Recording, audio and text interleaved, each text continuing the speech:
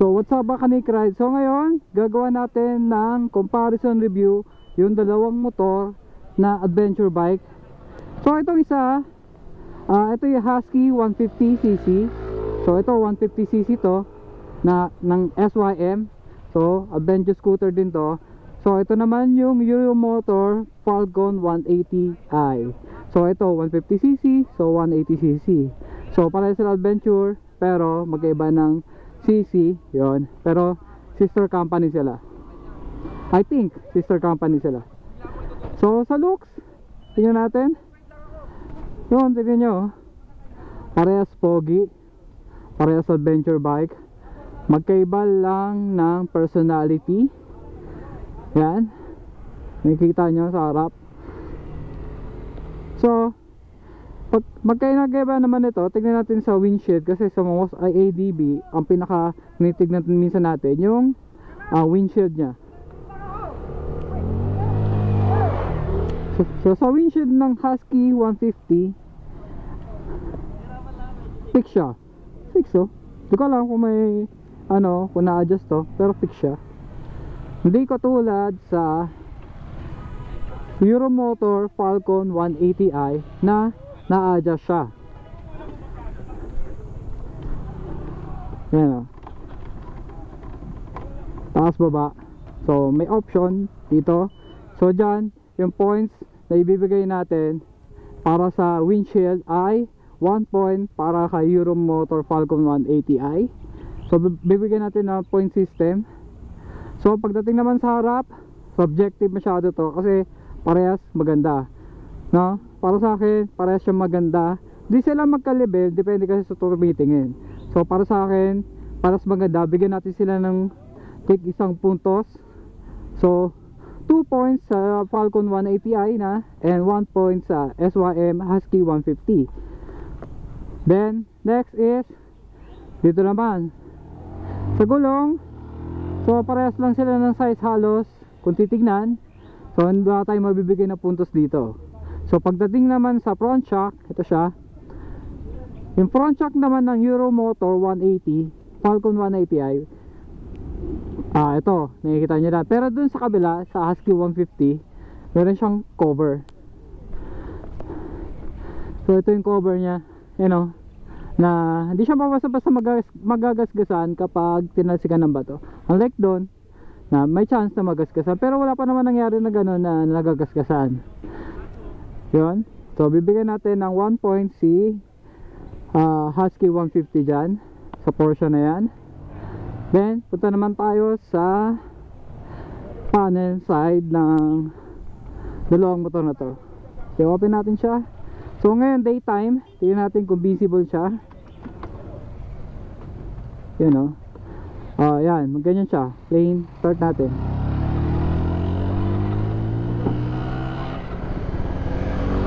So mapansin nyo, wala naman pinagkaiba doon sa isa. Tingnan natin yung pangalawa, itong Falcon 180i. Yun. So tingin ko wala masyadong pinagkaiba. So wala silang parehas na parehas pabilog din doon. Dito rin, ganun din. Naiba lang ng konti sa font tsaka kapal nung linya ng mga guhit. Pero para sa akin, sa unit na to, parehas lang. So next natin titignan, syempre isa sa mga importante sa motor ay ang bulsa nito sa harap. So testing natin. Dito tayo sa Husky 150. So ito yung box nya, lagayan ng ganyan siya.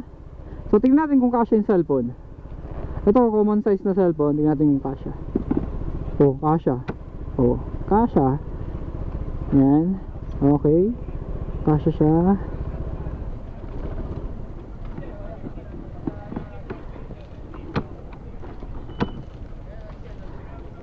Dito naman sa Falcon 180i,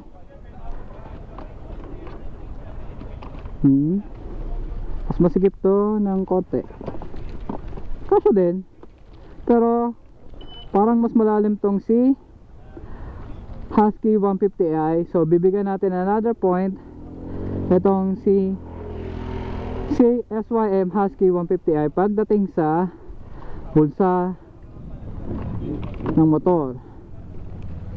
So next, another kino-consider natin kasi sa mga motor is itong ilalim ng upuan. So tingnan natin ang itsura. So sa seat compartment, parang wala naman siya. Ito, malaki din siya. Yan. So pagdating naman kay Falcon,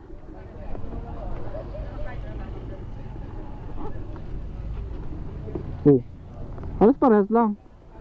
Halos parehas lang. I think parehas lang siya. So wala siya matatanggap na points. Hindi, teka. Sorry, mali tayo doon. Si Husky 150, malalim yung kanya. Ito naman si Falcon 180i, malalim din, pero mas pahaba. So bibigyan natin ng 1 point ito si Falcon 180i para sa under seat storage. Ano ba bang tinitingnan natin? Ang sunod na tinitingnan natin sa motor ay ang front shock saka rear shock. So hindi naman natin masyado matetesting yung shock kung hindi natin iupuan parehas. So una natin testing itong si Husky 150 ng SYM. Oops. Okay naman.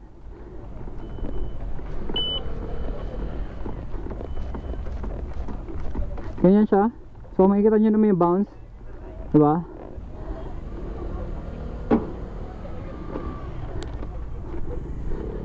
Ito naman kay Falcon 180i.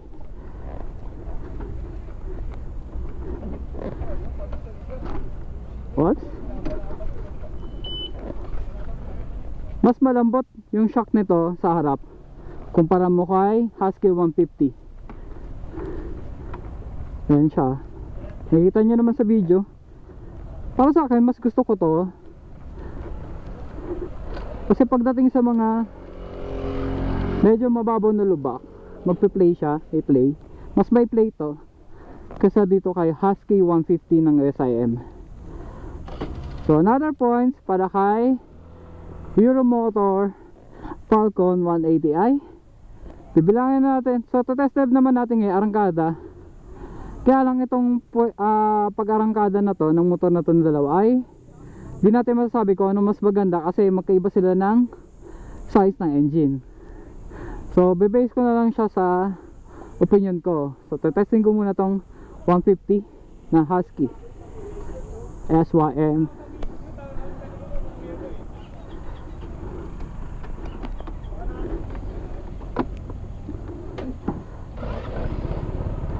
Okay. Test.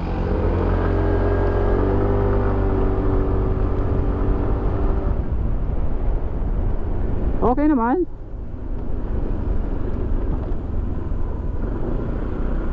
Okay naman.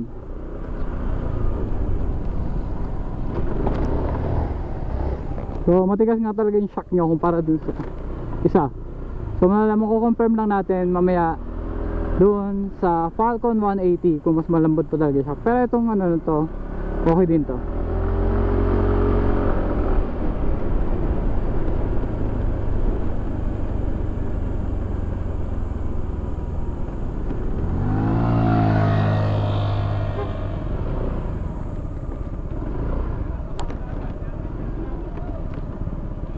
So next naman natin itong Euromotor 180 na Falcon.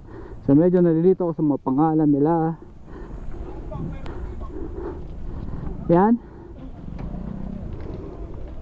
Ang init ng upuan.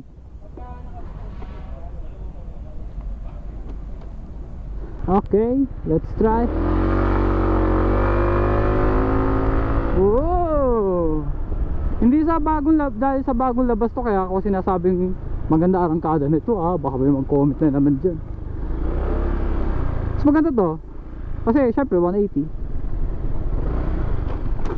Sa shock mas matigas lang talaga yung Husky 150, pero Pwede na. Ito mas maganda yung, siguro ang difference is parang 10%, 10 to 15% ang difference nung ganda nung shock nito sa harap saka sa likod.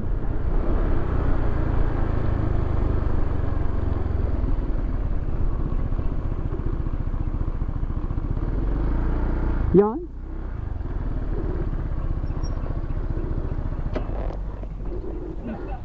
So ito yung masasabi natin sa dalawang motor. Parehas maganda. Try natin. Parehas maganda, parehas sulit. So depende na lang sa inyo kung anong gusto nyo.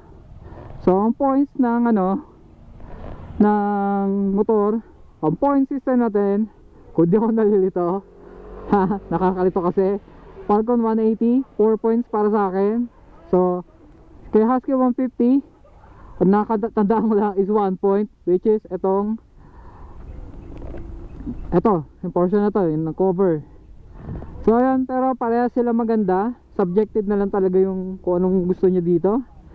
So kung ako sa inyo, bilhin na kayo na dalawang motor na to. Pili na lang kayo kung anong pasok sa budget nyo. So para sa akin, mas pasado sa akin tong isa, itong Euromotor Falcon 180. Yan. So dito ko natapos yung content. So this is Nick Ride, drive safe, ciao.